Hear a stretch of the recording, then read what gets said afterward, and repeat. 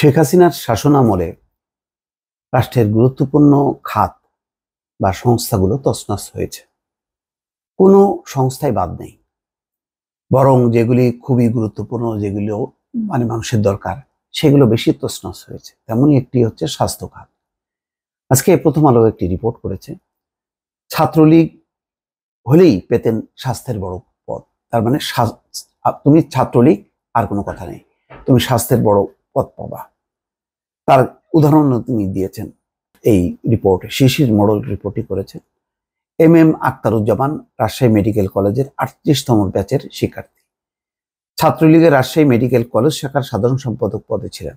ছাত্রত্ব শেষ করে চিকিৎসক হওয়ার পরও রাজনীতি ছাড়েননি তিনি। আওয়ামী লীগ সমর্থিত চিকিৎসকদের সংগঠন স্বাধীনতা চিকিৎসক পরিষদের সদস্য হন। বর্তমানে তিনি সাচিপের কেন্দ্রীয় কমিটির সমাজ কল্যাণ সম্পাদক।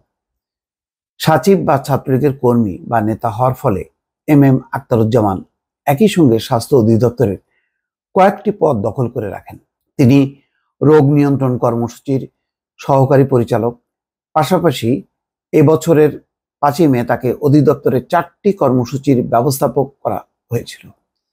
এগুলো হচ্ছে ম্যালেরিয়া, কালাজ্বর, ফাইলেরিয়া এবং ডেঙ্গু ও চিকুনগুনিয়া নিয়ন্ত্রণ কর্মসূচি। অর্থাৎ 5টি পৃথক পদ তিনি একা দখল করে রাখেন।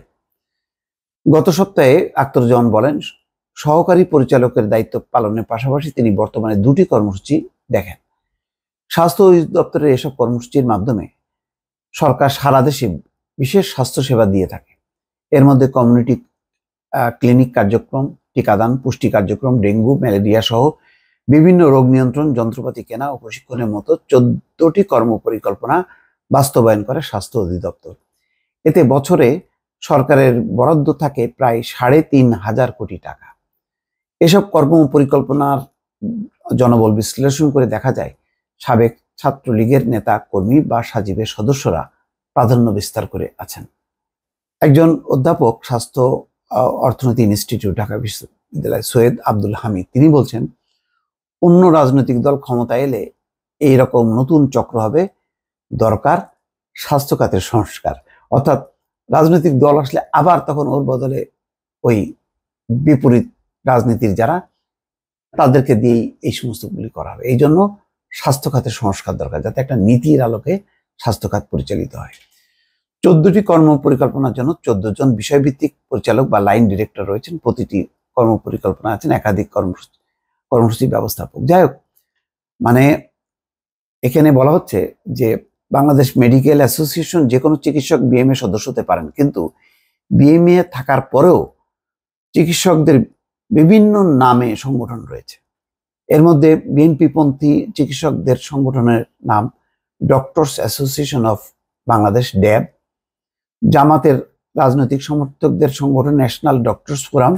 আর আওয়ামী লীগের হচ্ছে সাচিব।